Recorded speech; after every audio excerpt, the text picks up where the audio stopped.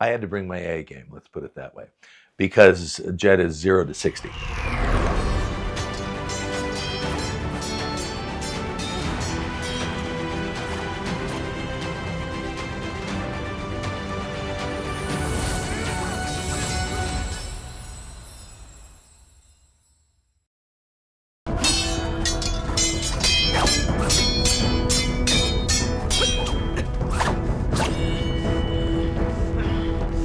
Hello, I'm Anthony DeLongis.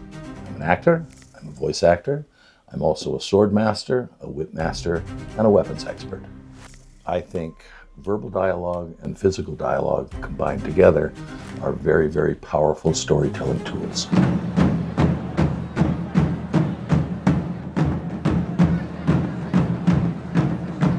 Well, Fearless was it's kind of a dream come true. And they were looking for somebody who was very good with a whip, and also someone who was very good with a sword.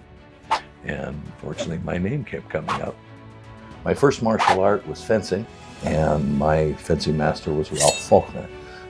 Maestro Faulkner was a two-time Olympian, and he was the sword master to the stars back in the golden age of Hollywood cinema.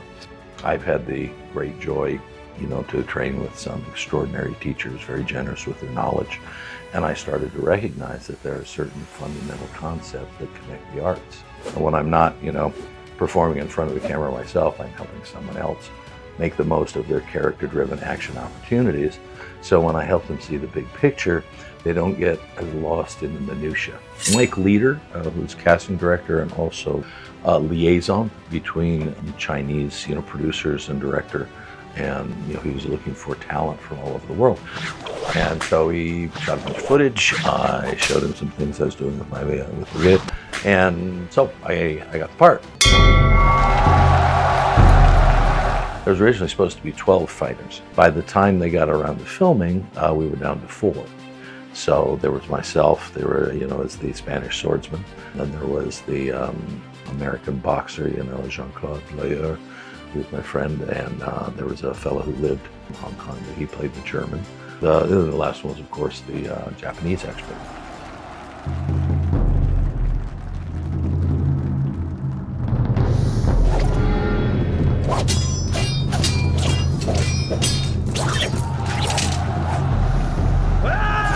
I was really looking forward to working, obviously, with Jet Li and also with Yan Wu-Ping. So we got there a week early, and I was hoping to actually get to, work out with the action team a little bit. I didn't know how, Jet and Wu-Ping like to work, but I got there and they were like 5 days behind. So I'm just sitting there being ready, and we're working out. But I didn't meet Jet until I walked on set. Came up onto the platform, shook his hand, and the team immediately started throwing something together. And as soon as Jet and Wu-Ping were happy, he and I got up, we walked it maybe twice, and then we shot it at speed. Wu-Ping would be watching monitor and going, okay, and he would want to accent something, or refine something within the middle of it. So we'd do it again, and then he'd go, and then we would move on and do it all over again. We were literally making it up on the spot. And, but Wu-Ping was, they were coming up with ideas, and he would tweak them to where he liked it. And at one point, he wanted to show this twisting move where, well, it's what Jet does at the end, where I am absolutely totally committed to where he was, and by then he's dropped underneath and thrown the sword up through my guard here in order to disarm me. And he got down there and he twisted, and he stood there for a second, and then in slow motion fell over. And he laid on the ground for a minute, and everybody's kind of going, oh, and then he started to laugh. And then we all started to laugh.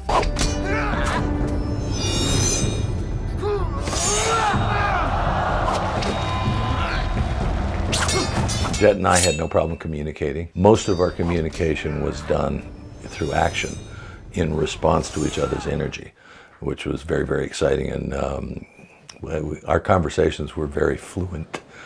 If you would choose to fight another day, that would really be fine. Please consider this. Thank you for being so thoughtful. We started this match, let's just finish it. I am here, let's continue. Please. At the beginning, the first 3 moves they had me do were pokey, pokey, pokey, with my arm pumping like this, and I'm going, oh God, he thinks European fencing is what he's seen in movies. You know, these are, they're called chambra sometimes. It's a bamboo weapon. They crafted these extraordinarily because initially my friend Dave Baker from Forged in Fire had made me, I talked with Mike Leader. We'd gone over various designs. We actually chose this Hungarian cavalry saber, even though I was a Spanish swordsman.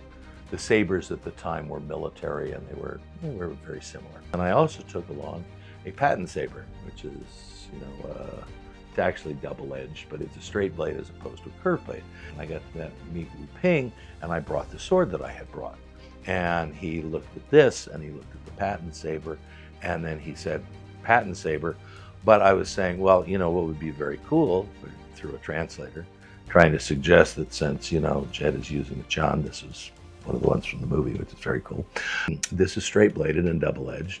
This is curved and single-edged with a false edge, about a third of the way back on the top. They're not identical weapons like two straight-bladed ones, but, Wu Ping decided he liked this one better, so they're very light, which means they can look kind of floppy and funny. So you have to, things have to be connected to the body so that the whole body tells the story. And I was very thankful for my decades of work that I had done so that I could respond to the energy he was giving me. And that's what it was. Neither one of us really knew what the next move was, but it was based entirely upon what did he just do and what am I going to do about it. And oh yeah, that was sort of what we chose to do, but we just executed it better than if we'd rehearsed it for a lot longer.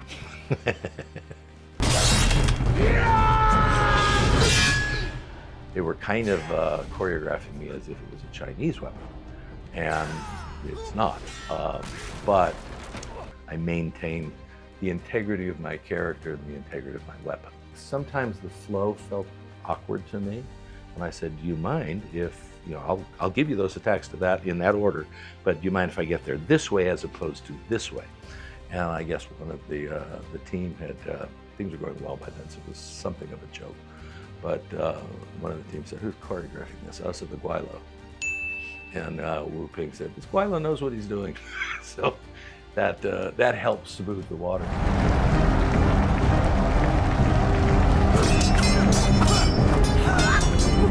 I like to attack on target but controlled distance, because then the audience can see what the jeopardy is, and then they can see, what Jet is doing to counter that or redirect that energy. So there's the perception of danger to it, okay, which you don't get if I'm sort of in the area code. I'm coming at you. He got it. He went, you're very skilled. You have a lot of experience and you're concerned with my safety. And I said, yes, I am. He said, me too. And he laughed, and we had a grand time after that. You're the greatest wushu fighter! Master, we are honored to have you here. We have a special table awaiting you. Hey, who went you? Hey. I'm an expert at not hitting people, which means I can hit you anytime I want to, but the sensitivity and the control that's required to not hit people requires a lot of training, which I'm perfectly willing to do, but it also makes things a lot subtler and a lot more fun. And so I had Jet has that kind of expertise, and so I could match him in our, as our two characters were vying with each other, and within a phrase I had won his trust. And it became, I had to totally commit to where he was going to be, but at the same time, I wasn't going to be the guy that hit Jet in the face. And they're still not without danger, because, this isn't sharp, but this is.